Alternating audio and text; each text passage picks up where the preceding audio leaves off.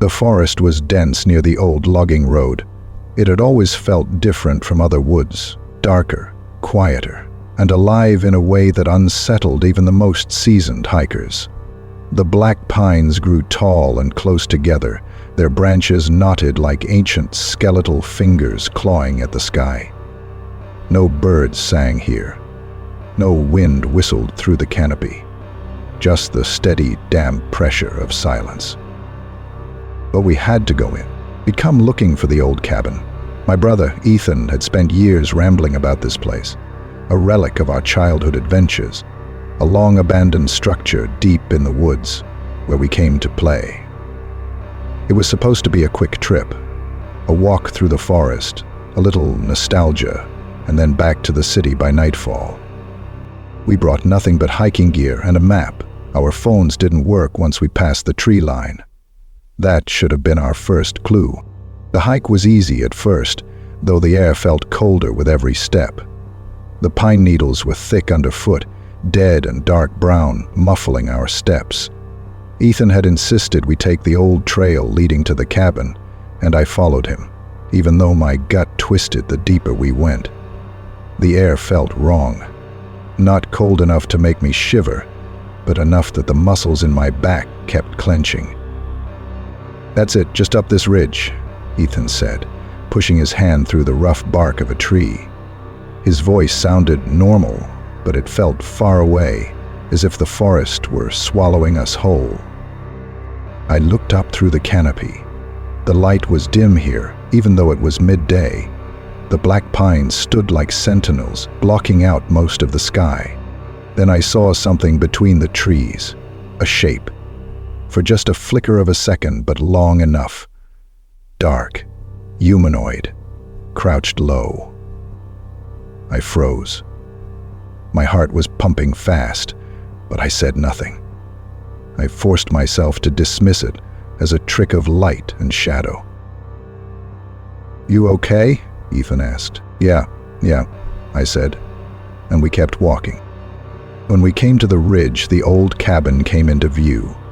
A small wooden structure sagging under the weight of time, half buried in a nest of moss and shadow. The windows were broken, the porch collapsed, but it had an eerie sort of beauty, like it belonged there as a relic of the time long gone. Ethan was already descending toward it, his pack bouncing with every step. I hesitated. Something felt off. The air had grown colder, and the sound of the forest had disappeared. No birds, no wind. Just the steady sound of our breathing and our boots on the pine needle floor. I glanced over my shoulder and froze. The shape was there again. This time I could see it more clearly, tall, emaciated, draped in dark fabric. It was standing still, watching. Not far, maybe 30 feet behind us, between the trees. Its head was tilted, as though considering us. "Ethan," I said, voice low. "What?" he replied. "I think someone's following us." He turned back toward me, eyebrows raised. "What are you talking about?" I pointed toward the trees, but when he looked, it was gone. Just more black pines and the shadows between them. "You're imagining things," he said, though his voice didn't sound convinced. I wanted to believe him, but I couldn't shake the sensation that eyes were on us as we made our way down toward the cabin. When we reached the old porch, I tried to shake the feeling. The cabin was a marvel, a forgotten ruin, and I couldn't let it ruin our trip with paranoia. The wood was warped and groaned under our hands as we pushed the door open. The smell hit me first. Damp wood, earth, and something else. Something faintly metallic that I couldn't place. Inside, the cabin was dark.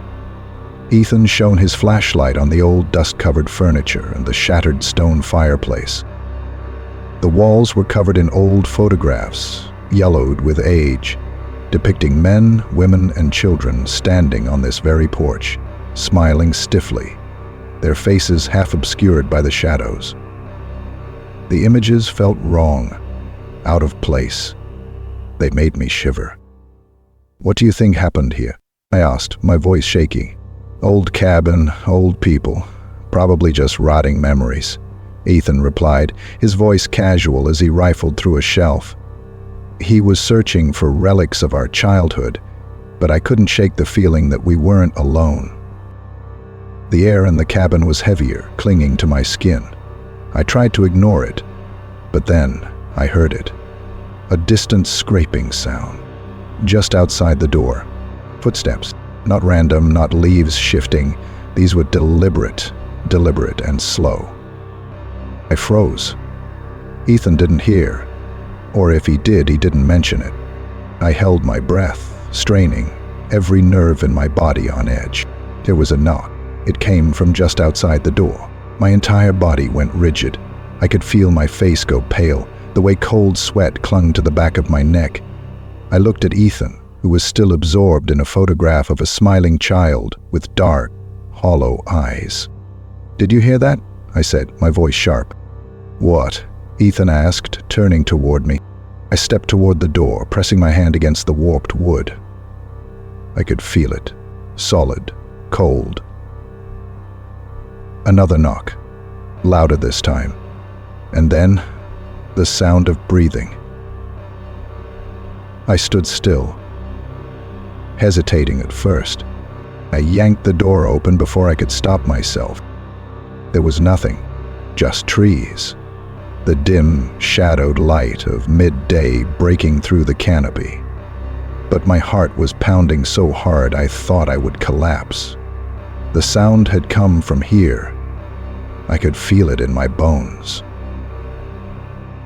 Then from the corner of my eye, I saw something move in the shadows. I turned fast, but there was nothing there, just trees. The air felt cold again, and the sound of footsteps was back, getting louder. They were closer now. I grabbed Ethan's arm and yanked him toward the door. "We need to go." "What are you talking about?" he said. Before I could explain, I heard the sound again. The footstep, deliberate and slow, the creaking of dead pine needles. But this time, it wasn't just sound. It was movement, shapes in the trees, shifting. And then the whispers, not words, just whispers, incomprehensible, but full of malice. We stumbled out of the cabin, backs against the cold wood, and ran toward the ridge. I don't remember the way out. My feet felt heavy, my body light, as if the forest itself was pulling me back. We didn't speak until we reached the car. The air felt warmer there, the engine humming beneath us. As we drove away, the forest receded into shadow, and we tried to convince ourselves it was nothing. But neither of us would return. Not to the old cabin, not to the hollow of the black pines. Some things live in forests, buried beneath the canopy and the roots. Some things watch you when you aren't looking, just far enough away to make you doubt yourself. And they never stop watching.